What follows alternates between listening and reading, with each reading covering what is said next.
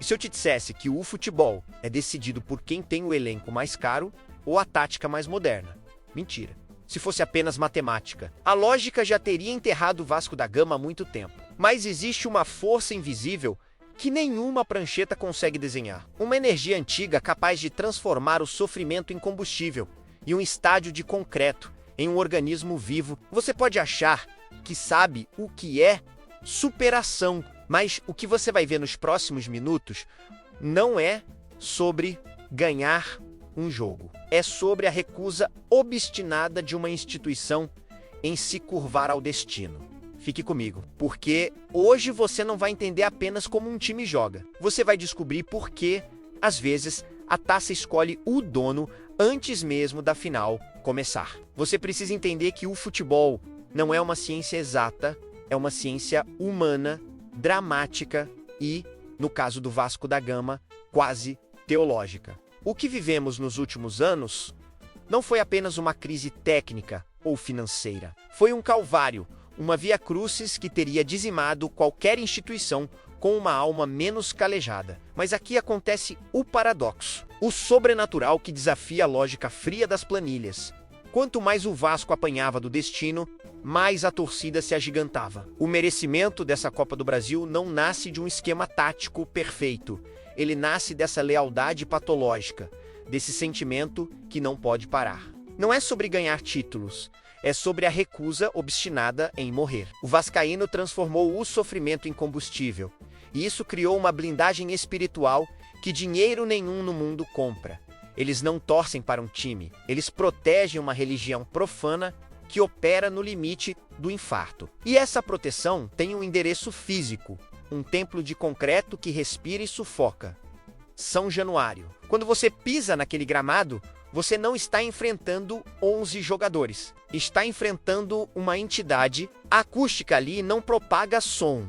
Ela propaga medo para o adversário e fúria para o mandante. Nos momentos de maior descrença, foi a barreira quem desceu para jogar junto, transformando o estádio num caldeirão hostil, onde a técnica rival derrete diante da pressão psicológica. O merecimento vem daí, de transformar a própria casa em um reduto inexpugnável, não pela grama ou pela estrutura, mas pela atmosfera densa, quase palpável, de que ali, naquela colina, quem manda é a história. O time atual, entendeu isso? Eles não jogam apenas por 3 pontos ou por uma classificação, eles jogam para honrar o grito que vem da arquibancada, uma simbiose que raramente se vê no futebol moderno, tão asséptico e distante da paixão real. Isso nos leva a uma conexão ancestral, porque o Vasco nunca foi o time do establishment, do conforto. O DNA desse clube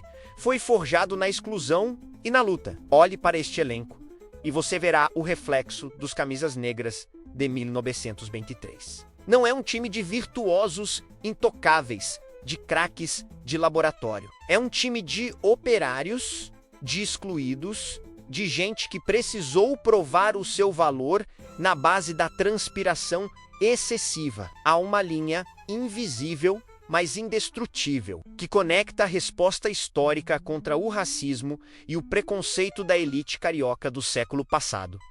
A luta deste grupo contra a desconfiança da imprensa e das estatísticas atuais. O Vasco merece essa taça porque, mais uma vez, ele representa o triunfo do suor sobre a arrogância, a vitória daquele que foi descartado, mas que se recusa a aceitar o papel de coadjuvante que o sistema tentou lhe impor. Essa identidade operária precisava de um rosto, de um símbolo que encarnasse essa mistura de desespero e esperança. E o destino, com sua ironia fina, não trouxe um menino da base ou um astro midiático. Trouxe um pirata. Pablo Vegetti não é apenas um centroavante, ele é a síntese do momento vascaíno.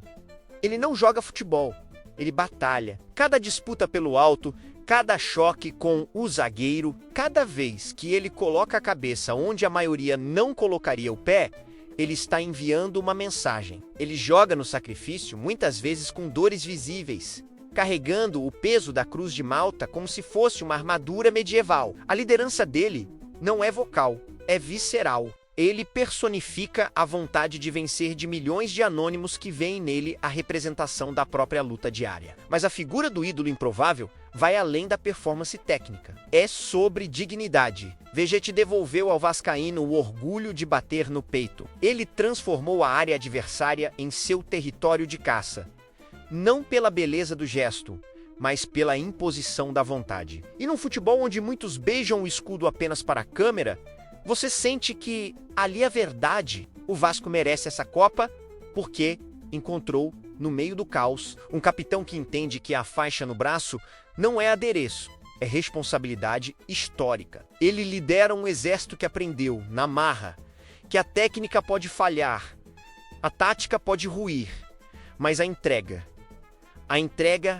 é inegociável. E é exatamente essa entrega que prepara o terreno para o que acontece quando a bola rola e o apito soa. Agora, você precisa desarmar o preconceito estético de que futebol bem jogado é apenas aquele de passes curtos e posse de bola infinita. Em Copa, a beleza é outra, a beleza está na sobrevivência. O Vasco desenvolveu uma virtude que os estetas do futebol odeiam, mas que os campeões respeitam: a capacidade quase masoquista de saber sofrer. Não é covardia, é estratégia de guerra. O time aceita ser pressionado, entrega o terreno, deixa o adversário se iludir com a posse estéril, enquanto monta um ferrolho tático impenetrável. Há um mérito tático gigantesco em se sentir confortável no desconforto. Enquanto o rival se desespera rodando a bola sem achar espaço, o Vasco se nutre dessa impaciência. É um jogo de nervos onde a defesa não apenas destrói jogadas,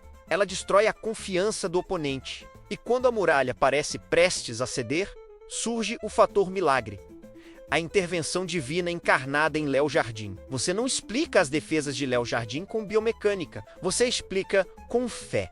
Ele não é apenas um goleiro que evita gols. Ele é um agente do caos psicológico para o time adversário. Imagine a mente do atacante rival. Ele faz o movimento perfeito, o chute perfeito e a bola teima em não entrar. Isso corrói o espírito. Léo Jardim operou milagres que garantiram a sobrevida do clube na competição, transformando bolas indefensáveis em lances de rotina. O mérito do Vasco nesta Copa passa obrigatoriamente pelas luvas de quem entendeu que, no mata-mata, uma defesa vale tanto quanto um gol. É a segurança dele que permite ao time jogar no fio da navalha, sabendo que, se a linha falhar, existe um guardião operando em estado de graça lá atrás. Essa segurança defensiva é o alicerce que permite a execução do plano ofensivo mais letal e honesto do futebol brasileiro atual. Chegamos então à bola aérea, muitas vezes tratada com desdém pelos analistas de ar-condicionado como recurso pobre, mas que aqui é elevada à categoria de ultimato. O Vasco não tem vergonha de ser quem é. A inteligência tática suprema é reconhecer suas limitações e potenciar suas virtudes ao extremo.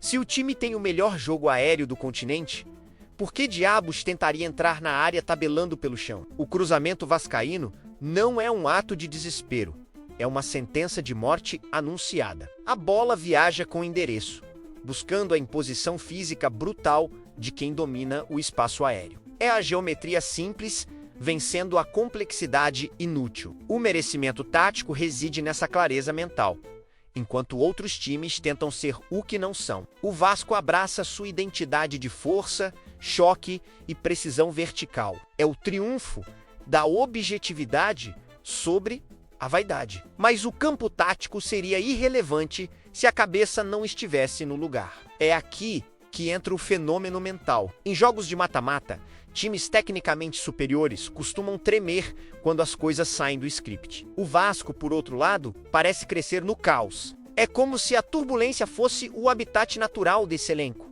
Quando o jogo fica feio, truncado, brigado, o Vasco sorri. A equipe desenvolveu uma casca emocional que a torna imune à pressão de cenários adversos. Eles arrastam o adversário para a lama, para o jogo físico, para a disputa mental, e ali, nesse terreno pantanoso onde a técnica fina não resolve, a mística da camisa pesada desequilibra.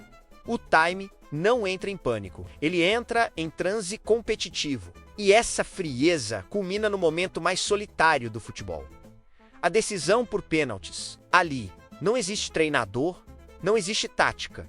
Existe apenas o homem contra seus demônios. A competência do Vasco na marca da cal durante essa campanha não foi sorte. Foi o reflexo de um grupo que aprendeu a conviver com a pressão extrema sem quebrar. Onde gigantes encolheram, o Vasco se agigantou. A estabilidade emocional para converter cobranças decisivas. Para olhar nos olhos do goleiro rival e deslocá-lo com a frieza de um cirurgião, é a prova final de que esse time está pronto. O merecimento, no fim das contas, não é só de quem joga mais bonito. É de quem tem a coragem de olhar para o abismo da eliminação e não piscar.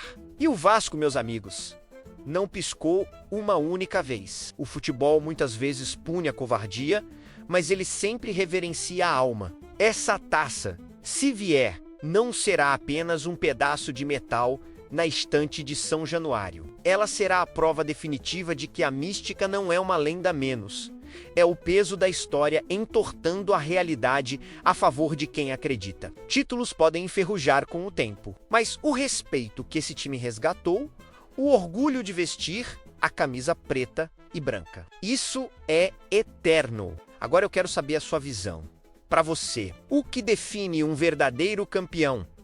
A técnica perfeita ou a coragem de saber sofrer? Deixe sua resposta nos comentários. Inscreva-se no canal e ative o sino, porque a nossa análise do jogo vai muito além das 4 linhas. E se você quer entender como a mente de um gênio pode anular até a força bruta mais intensa, clique no vídeo que está aparecendo na sua tela agora. O jogo só acaba quando o juiz apita menos, e a nossa aula continua lá.